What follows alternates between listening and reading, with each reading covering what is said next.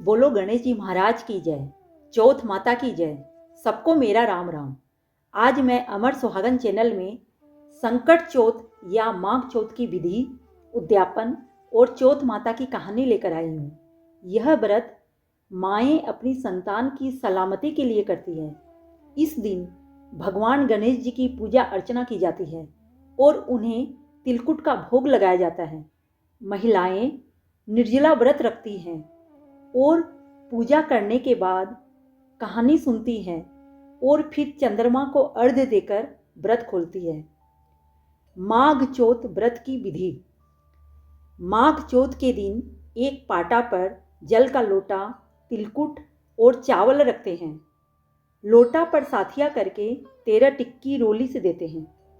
हाथ में तिलकुट लेकर माघी चौथ की कहानी सुनते हैं। पीछे टीका निकालकर एक कटोरी में तिलकुट और रुपया पर बाना निकालकर सासू जी का पैर छूकर देते हैं।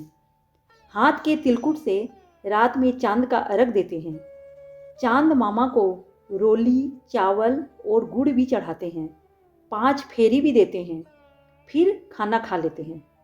खाने में मूली, तिलकुट होना जरूरी होता है।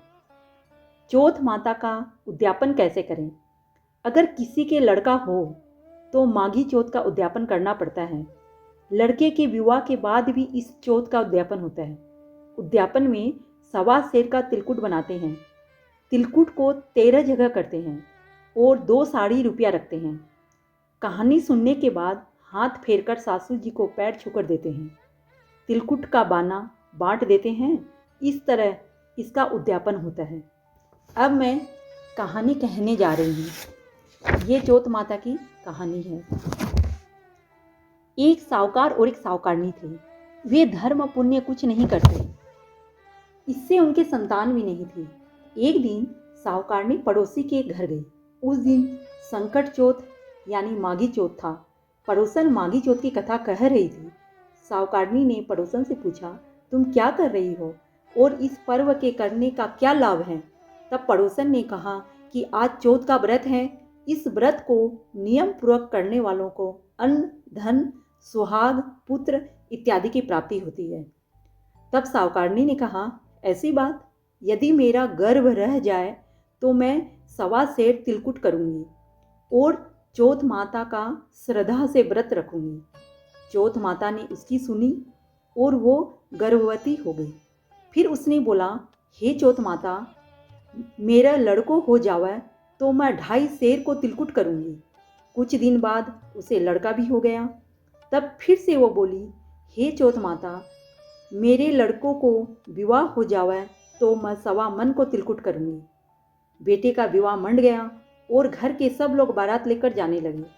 तब चौथ माता सोची कि साहूकारनी जब से नहाई रही है तब से तिलकुट बोल रही है और अब तो बेटे का विवाह भी करने चली, पर एक तिलकुट भी नहीं की।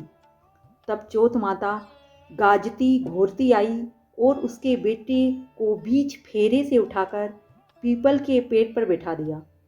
फेरे में हाहाकार मच गया। सब बींद को खोजने लगे, पर बींद कहीं भी न मिला। काफ़ी दिन के बाद गनगौर आई।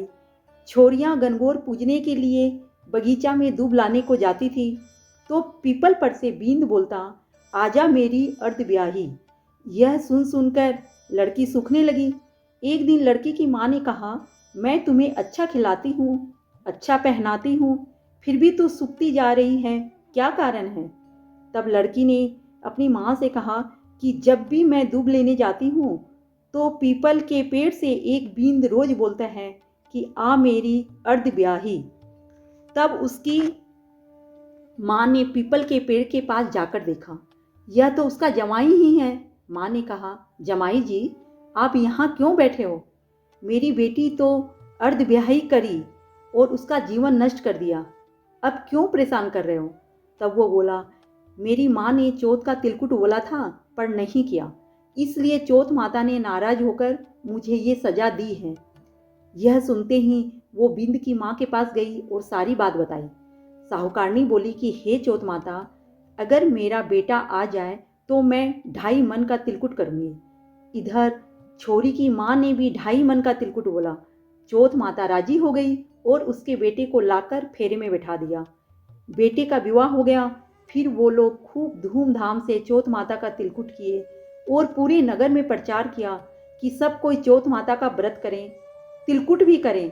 हे चौथ माता, जिस तरह सावकारनी के बेटे बहू से मिलवाया, वैसे ही हम सबको भी मिलवाना। इस कथा को कहने वाले, सुनने वाले, हुंकारा भरने वाले सभी का भला करना। बोलो संकट चौथ माता की जय। हिंदू धर्म में संकट चौथ के व्रत का अत्यंत महत्व है, तो मैंने आपके सामने इस व्रत का महत्व, विधि, उद्यापन और कहानी के बारे में बताया है।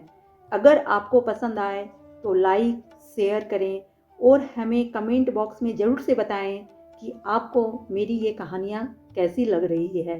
धन्यवाद।